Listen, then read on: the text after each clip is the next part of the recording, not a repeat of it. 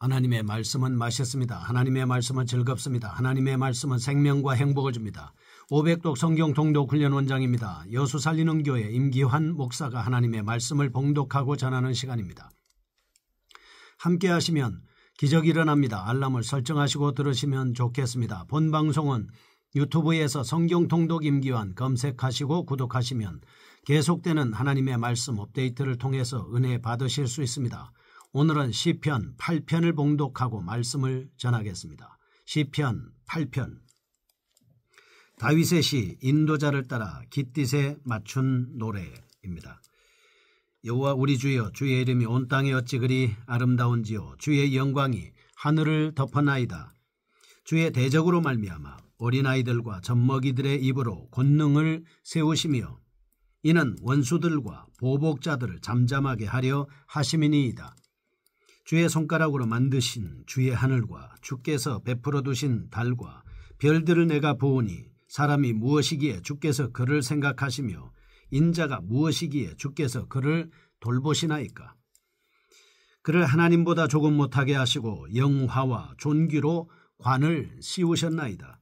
주의 손으로 만드신 것을 다스리게 하시고 만물을 그의 발 아래 두셨으니 곧 모든 소와 양과 들짐승이며 공중의 새와 바다의 물고기와 바닷길에 다니는 것이니이다. 여호와 우리 주여, 주의 이름이 온 땅에 어찌 그리 아름다운지요. 아멘. 시편 8편입니다. 창조주의 영광을 높이고 있습니다. 시편 8편은 다윗의 시입니다. 창조주의 신비와 인간의 영광을 노래하고 있습니다. 창세기 1장에 언급된 창조기사의 메아리인 듯한 내용 때문에 창조시라고 불려져도 과언이 아닙니다. 그러나 보편적으로는 찬양시의 범주에 포함되어 있습니다. 인간을 향한 하나님의 사랑을 찬양하는 주제로 일관하고 있기 때문입니다. 본시는 영장으로 깃딧에 맞춘 노래로서 이는 본시가 깊은 곡조로 지휘자의 지휘를 따라 불려졌음을 언급하고 있습니다.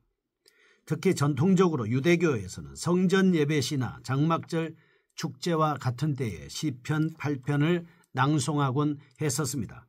유대인들은 유명한 절기가 되면 그때에 꼭 성경을 낭송하는 그런 습관이 있습니다. 그러다가 후에 기독교 공동체 내에서는 예수 승천 기념일에 특별히 불려지기 시작하는 노래였습니다. 이러한 사용 과정의 변천에서 시편 8편은 메시아로서의 예수께 적용시켰던 신약 기자들의 해석이 강하게 적용되었을 것이다 볼 수 있습니다. 실제로 시편 8편의 주제는 창조 사실에 나타난 하나님의 영광을 찬양하는 것이었습니다. 그렇지만 신약성경 히브리서 2장 6절에서 9절 말씀에 이 시편을 메시아에 대한 기사로 적용시키고 있는 것을 보게 됩니다. 한편 시편 8편이 다윗의 저작이라는 점에 대해서는 학자들마다 일치하지 않습니다. 어느 시기에 어떤 배경에서 기록되었는지에 대해서 확실히 알려지지 않고 있기 때문입니다. 다만 공통적으로 인식되는 사실은 다윗이 목동 시절 들에서 보았던 밤하늘의 달과 별들에 대한 감흥이 후에 하나님의 창조 섭리를 찬양하는 시로 발전되어서 만들어졌을 것이다 라고 하는 것을 생각하는 데는 의심의 여지가 없습니다.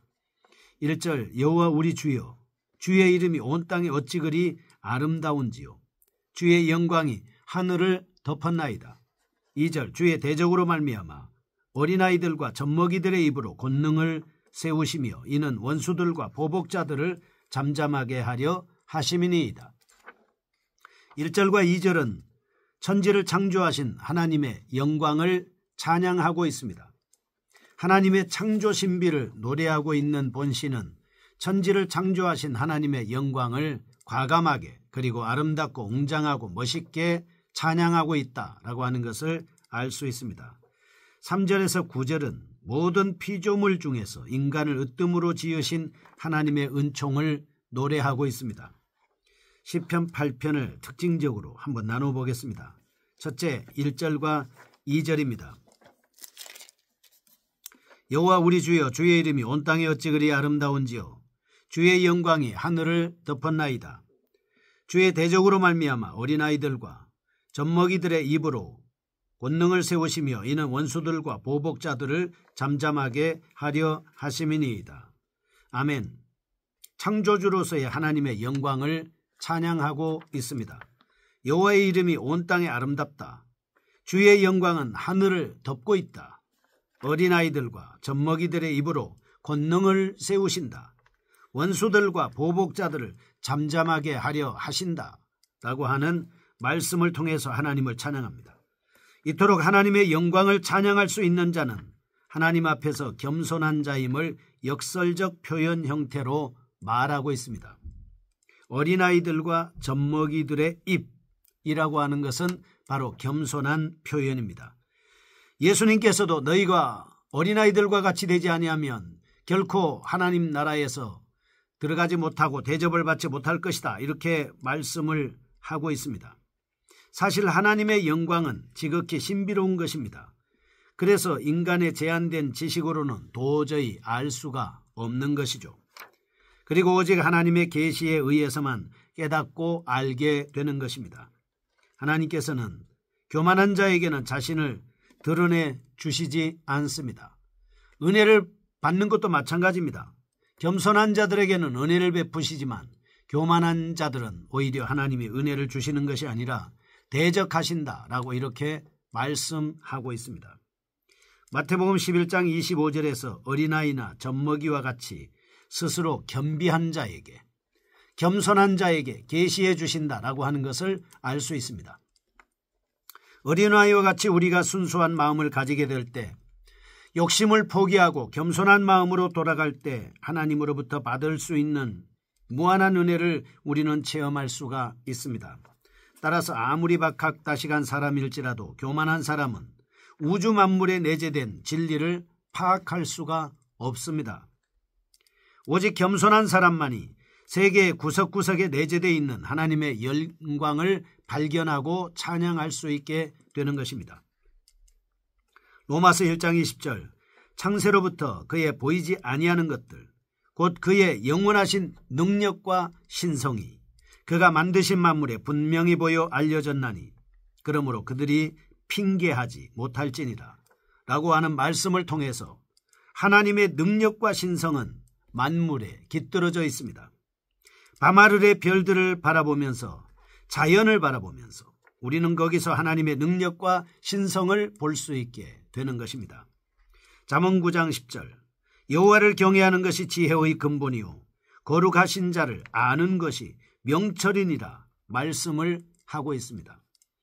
하나님을 경외할 줄 아는 그 사람이 지혜로운 사람입니다. 하나님을 알고 하나님을 경외할 줄 아는 사람이 지식의 근본입니다. 우리가 명철하다는 것은 바로 거룩하신 하나님을 아는 것입니다. 그래서 호세아서 6장에 말씀하고 있는 것처럼 우리는 여호와를 알자, 힘써 여호와를 알자.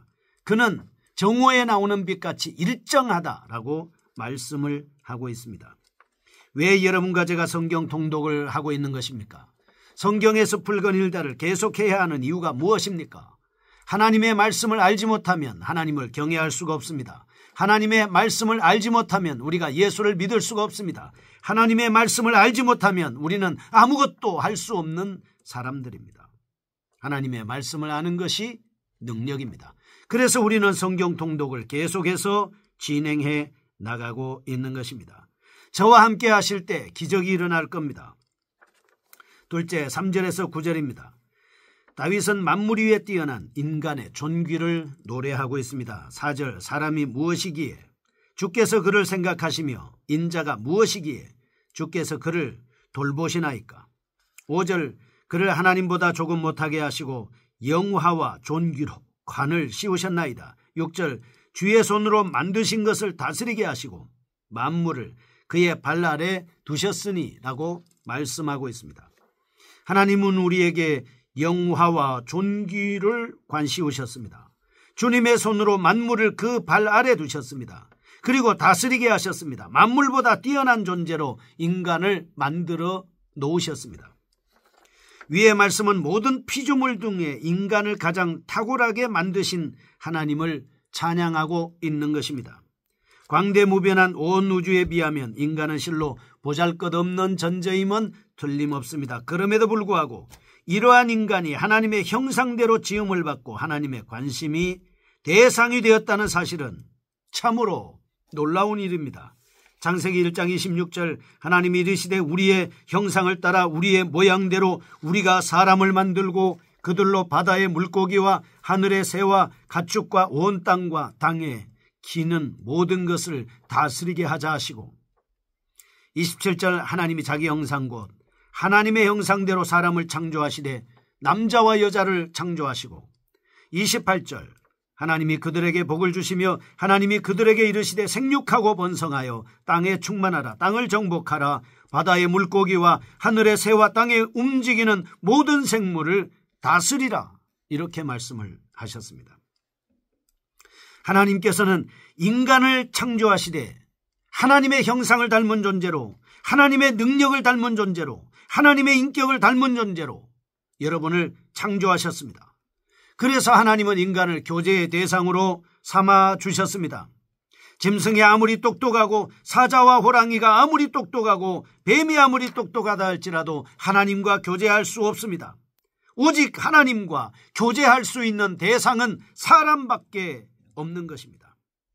그리고 난 다음에 하나님께서 지으신 모든 만물을 인간의 통치권 아래 두셨다라고 말씀하고 있습니다. 이런 인간의 영화와 존귀는 인간이 하나님을 배반하고 타락한 이후에도 상실되지 않고 계속해서 유지되고 있습니다. 다윗은 9절에서 이런 사실을 깨닫고 나서 하나님을 찬양할 수밖에 없었던 것입니다. 여호와 우리 주여 주의 이름이 온 땅에 어찌 그리 아름다운지요.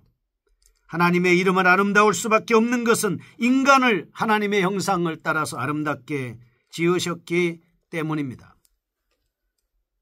다윗은 이런 고백을 통해서 인간을 하나님의 형상으로 만드시고 만물 위에 존귀하게 하신 하나님의 능력을 전심으로 찬양하고 있습니다. 잠깐 여기서 우리는 인간의 위치에 대해서 살펴보겠습니다. 인간이란 하나님과 교제할 수 있는 유일한 영적 존재입니다.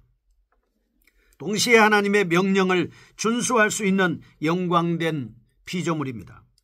이 세상 만물 중에 하나님과 인격적으로 깊이 교제하고 하나님의 명령을 준수할 수 있는, 실행에 옮길 수 있는 존재는 사람밖에 없습니다.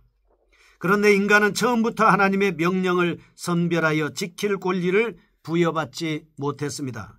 왜냐하면 인간은 본질적으로 하나님의 명령을 준수하기 위해 창조된 존재이기 때문입니다. 하나님은 주권적으로 인간을 창조하셨습니다. 그리고 인간에게 계명을 부여하셨습니다. 만물을 다스릴 권한을 부여하셨습니다. 따라서 인간은 오직 하나님과의 관계에서만 생존할 수 있고 인간이 하나님의 존재를 깨닫고 그에게 의지하기를 배우는 순간부터 자기의 본질적인 현상, 완전한 인간성을 발견할 수 있고 발휘할 수 있는 능력자가 되는 것입니다. 인간은 이처럼 하나님을 믿고 신뢰하면서 만물을 다스리는 위치에 놓여 있습니다. 그러므로 우리의 인생이 복되기 위해서는 하나님의 명령을 준행해야 합니다. 하나님의 명령을 준수하는 인생은 결코 불행하지 않습니다. 명령을 따라서 사는 인생을 행복하게 만드시기 위해서 인간에게 명령하신 겁니다. 신명기 28장 세계 모든 민족 위에 뛰어나는 복을 주시기 위해서 여호와의 율법을 경청하라고 말씀하고 있습니다.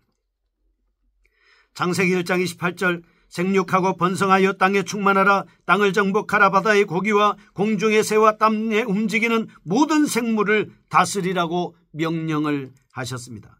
이런 하나님의 명령을 준수함으로 진정한 자유를 누릴 수가 있습니다. 하나님의 명령은 인간의 구속을 하는 것이 아닙니다. 오히려 하나님의 사랑에 대해 정당한 반응을 보일 때 진정한 인간성을 실현할 수 있고 하나님의 통치자 대지자로서의 모든 능력을 발휘할 수 있게 되는 것입니다. 거룩하신 하나님 아버지, 하나님의 능력자로서의 권능을 발휘할 수 있는 저희가 되게 하여 주옵소서. 예수님의 이름으로 기도합니다. 아멘.